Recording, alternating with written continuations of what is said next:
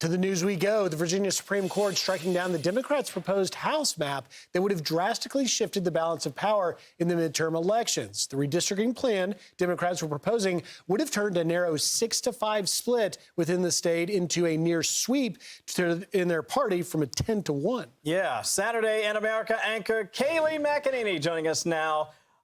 You know what? There's so many ways we could go with this story, but first and foremost, I think I speak for a lot of Americans, am thrilled by the notion that the Supreme Court in the Commonwealth said, no, the way you did this was wrong, to say nothing of the possible disenfranchisement of millions of Virginian voters. Yeah, you can't violate the Virginia Constitution, is what the court said. And we have seen activist judges say, oh, wait, we'll let you do whatever. And in my view, they had partisan ends because the facts didn't match the law. In this case, the judges made the facts match the law. This was unconstitutional.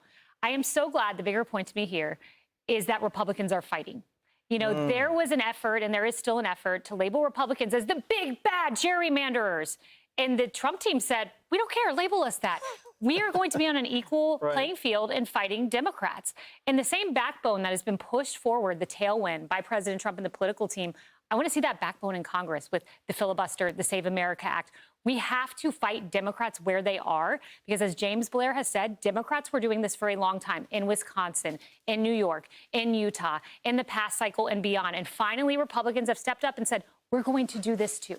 Yeah, this is the difference between the old Mitt Romney, George Bush party and what's now the MAGA party, right? Donald Trump has forever changed the party, not just because the policies are America first, but because he said, we're going to fight like Democrats. And you're right. They've been gerrymandering forever. And all the Republicans could do is go, that's so bad. And now Donald Trump says, we're going to do it too. Yes. And you know I love it. The comical part of this is I was watching the CNN clip this morning with the political director, James Blair, who I mentioned, who you know, Rachel. And it's funny. The CNN host said, you guys lost in Virginia. Democrats spent $56 million on this. You only spent approximately half this. How dare you? You didn't invest. You lost. Oh, wait. Democrats spent $56 million and got absolutely nothing. And now the DNC is farther below the RNC than they already currently are. Sounds like a victory, and sounds like they got the last laugh. So talk about victories, Kayleigh. Let's go to the map on the wall I was showing earlier, which is Hakeem Jeffries and Democrats are freaking out this morning, not just because of Virginia, but you look at the Trump-initiated battle nationwide, and you've got 5 pickups in Texas, 4 in Florida. Tennessee picked 1 up, GOP picking up 1 in North Carolina, Missouri. It looks like the GOP on the verge of a possible predicted massive blue wave in the midterms. Democrats may pick up upwards of 13 seats. Is this changing the calculus for the midterms? Yeah. It is. It is. And we've talked about the headwinds, and there are headwinds, and there's a very real possibility Republicans lose the House, could lose the Senate. This, however, could change the dynamic. The math I have, and again, this all is assuming Republican voters show up.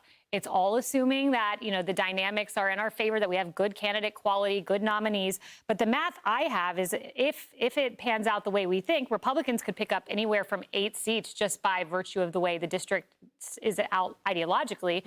And then you could add to that possibly Louisiana, Alabama, South Carolina. This could mean a possible 10 to 12 point advantage for Republicans, not saying in an overall victory, but just in the map before you get to the votes based 100%. On the way districts stand. Yeah, I mean, people thought, like you said, these headwinds were, I mean, there's natural headwinds just because you're in a midterm and you have the executive branch.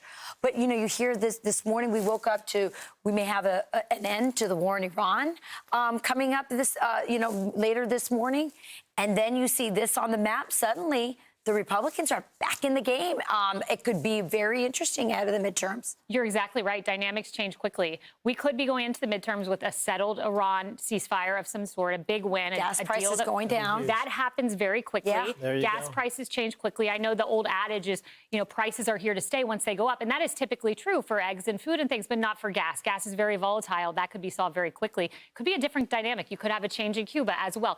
We don't know, but we are very early. You know, we've got to win media cycles going into November, but it's very early sitting here in May saying this is doomed and inflation is the way of the world. Yeah, I was making that argument earlier. I was saying, listen, what happens in May is great for the media, but trust me, as a voter, I'm usually not really deciding, unless I'm a real partisan, until October. October. Now I'm feeling, how are things looking and going? And I really think that's probably what's going to happen. Meantime, Florida has created a more conservative U.S. history course to rival AP. I am fascinated as an old AP student myself. What do you make of this? Yeah, it's really interesting because explain AP, because some people may not, because this is sort of our generation started the whole AP, but there may be people watching who don't understand this. So AP are courses you take, you get college credit for them moving forward.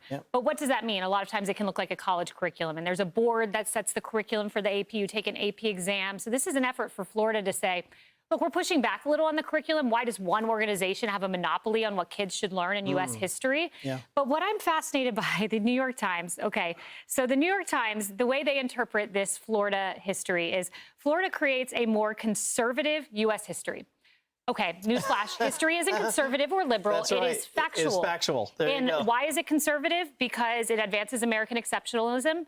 It focuses on Western civilization. It's American history. This is the Western civilization. And it emphasizes Protestant religions as part of our heritage, which is a fact. So they're focusing on facts. The New York Times is calling this conservative. Yeah, we've got it on the wall for you, Kayleigh. I mean, you literally can see the new Florida course, as you talked about, 214 pages on history, political economy, and of course, the national identity and character. And then the advanced placement course. That's what AP stands for, which is ironic in the sense that the advanced students are going to learn about non-traditional subjects, but it has 560 pages focusing on American and national identity, politics and power, American and regional culture and social So structure. what's happened to American history, starting with Howard Zinn, and it's really important for people to understand, Howard Zinn is a cultural Marxist. He came in and he said, I'm going to rewrite and retell the American story, the American history, through the prism of oppression, okay? So the oppressed versus the oppressors. That's right. And of course,